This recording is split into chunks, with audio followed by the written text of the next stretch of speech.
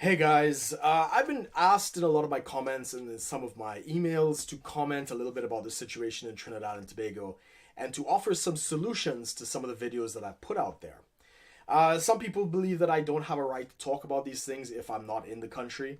To these people, I'll say, listen, this is my channel. I can say what I want on my channel. If you don't like it, you can freely go and listen to somebody else. But just quickly in response, yes, I have offered some broad stroke policies in my video about Trinidad and Venezuela, basically saying that any country that avoids those types of policies, will avoid the circumstances that we see in Venezuela as of this year, 2017. But beyond that, there really isn't any kind of magic pill to this thing. It's simply that Trinidad and Tobago needs to diversify its economy away from oil and natural gas. But more to the point, the solution for the economy is not going to come from any kind of government or state-run enterprise. We've seen a long history of the mismanagement of the nation's assets from Caroni 1975, which was our huge sugarcane industry that was mismanaged and subsequently closed in 2013. To the mismanagement of Iscott, which was the iron and steel company of Trinidad and Tobago, that the world-famous Mittal eventually bought, turned around, and subsequently made into a global empire. Again, there is an inherent built-in incentive in every state enterprise to run it inefficiently, to petition the government for more money, as well as to employ the electorate. So their interest is not necessarily in being profitable or efficient. They generally want to employ as many people as they can, making them dependent on the state and the state-run enterprises. So again, these types of things they're not going to bolster any type of economic growth. The solution is going to come from the private sector. But again, unfortunately, the government has had a long history of being very anti-business, anti-entrepreneurship, and really not supporting a lot of the burgeoning industries that have arisen in the country. For instance, in the late 1990s, one of the businessmen in Trinidad named Thomas Peake, who made his money through manufacturing of air conditions, selling them locally, and eventually exporting them practically worldwide. In the 90s, he diversified away from simple air condition manufacturing, and he pioneered the yacht services industry in Trinidad and Tobago. Now, we've always had yachting services in Trinidad and Tobago. We've had the Yachting Association and the Yacht Club and stuff like that.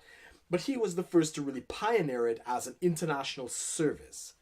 And given that Trinidad and Tobago was outside of the hurricane belt, we enjoyed very competitive energy prices, as well as some excellent tradesmen.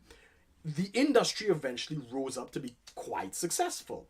And subsequently, many of the other areas, such as the cruising, powerboats, eventually IMS came up, and they actually grew an entire an entire industry surrounded around this idea of yacht services.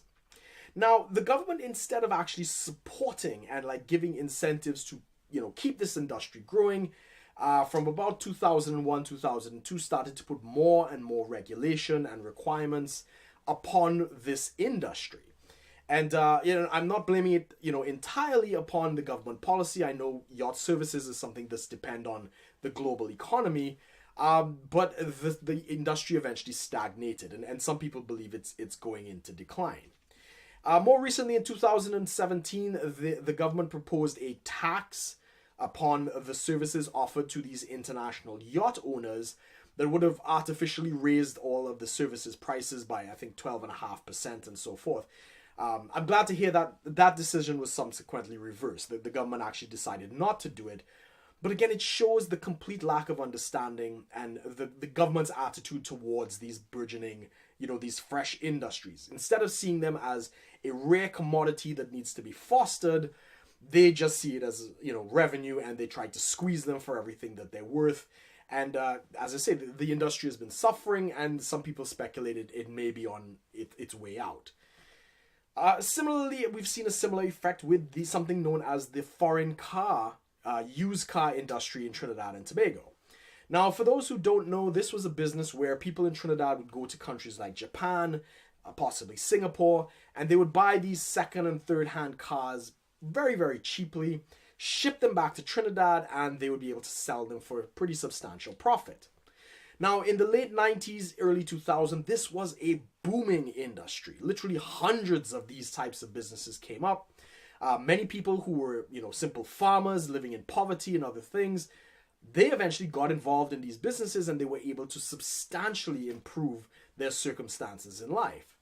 Now, again, where the government should have been working with the industry to try and foster, healthy growth and these other things, the response from the state was actually quite hostile.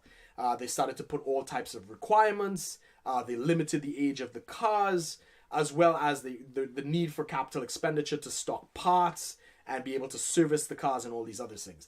And they literally drove a lot of these businesses, completely out. A lot of them actually had to close. And more recently, there's all types of reviews that have to be done and paperwork that needs to be filed. Before where they could focus on the sale of cars and, this type of thing, there's a lot of now additional costs in administering all of these new regulations. And unfortunately, a lot of the smaller businesses have been driven out and only the big ones have survived. And anybody trying to come into the industry now has all of these additional hurdles to overcome. So they've basically stagnated the entire foreign used car industry. Many people suspect that their long-term goal is to drive it out completely. But again, this was an entirely new industry that rose up, started to create a lot of wealth, gave a lot of poor people the ability for the first time to afford a car, seeing as it was substantially less than buying a brand new car.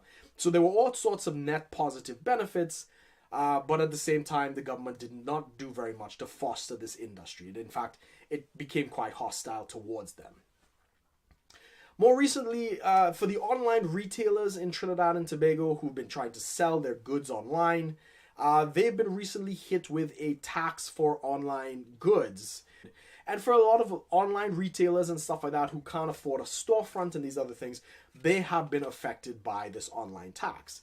Not to mention that it has also been pretty detrimental to the poor that use online shopping. Many times, it's significantly cheaper to buy things online than to buy them in the local retail stores. In many ways, the only reason to buy anything locally in Trinidad is if you need it immediately. But if you're able to wait, there is a huge significant savings in waiting and buying things online. And again, that whole chain of events, there are all these shipping companies that got involved in this with skyboxes where you're able to get these international PO box addresses. So you could ship things there and they will bring it to Trinidad. And all of these subsequent industries rose up as a result of the huge supply of online shopping that's done in the country. And again, that's been penalized by, this online tax and so forth. So in short, the government does not have a very pro-business, pro-entrepreneurship type of attitude towards business. Just a simple thing that would just totally open up the economy would be the decriminalization or even the legalization of marijuana. Now, I'm not a marijuana smoker or anything like that, but I understand that if you open up that industry in Trinidad and Tobago, you would suddenly get a boom of farmers, retailers, suddenly a flock of cannabis tourism, as well as clearing up the courts, cleaning out the prisons. There'll be cost savings in those areas. There would be all types of mutual benefits that would come from it.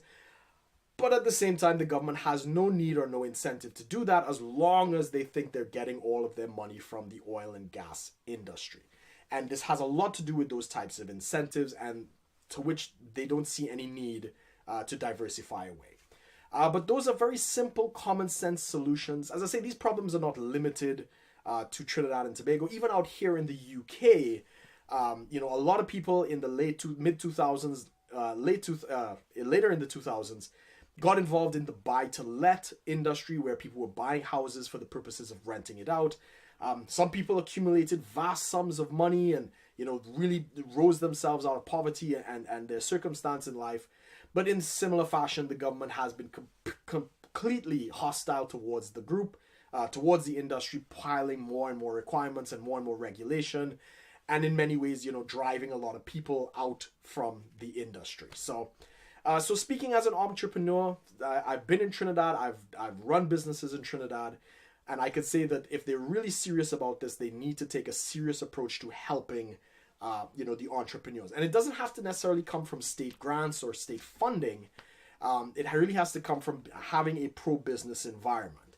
So making it easy for people to raise seed financing, opening up the markets to things like private placements where people could issue personal guarantees and bonds and even equity shares in their startup ideas so they could raise seed funding. Encourage partnerships or even give tax incentives for bigger companies to invest in smaller businesses. There are a lot of things that actually don't cost a lot of money to try and foster funds and resources towards the entrepreneurial class in the country. And I could say, just from my experience, there is absolutely no way for any person with a idea that doesn't have good connections to either wealthy persons or political connections or otherwise to raise funds for their types of ventures. And that is something that has to change if the country really wants to foster diversification and new ideas and new industries. So yeah, guys, that's my video on what I think needs to happen. And it doesn't need just to happen there. I think that this type of thing needs to happen worldwide.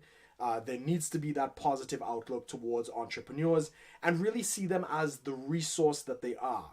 People who are willing to invest money, time, and take the risk in new ventures. They are a commodity. They are rare. And sometimes it doesn't always pay off, and that's just a reality, but we need to encourage these types of people with all the support we can. And these people, if they do become successful, do tend to have a huge net benefit on the economy and the society as a whole. So guys, that's my video. As always, thanks for watching. Be sure to like, share, and subscribe if you'd like to see more. If you disagree with me, that's absolutely fine. You could put your comments in below and we can have that discussion. As always, thanks again for watching, guys. Take care. Bye-bye.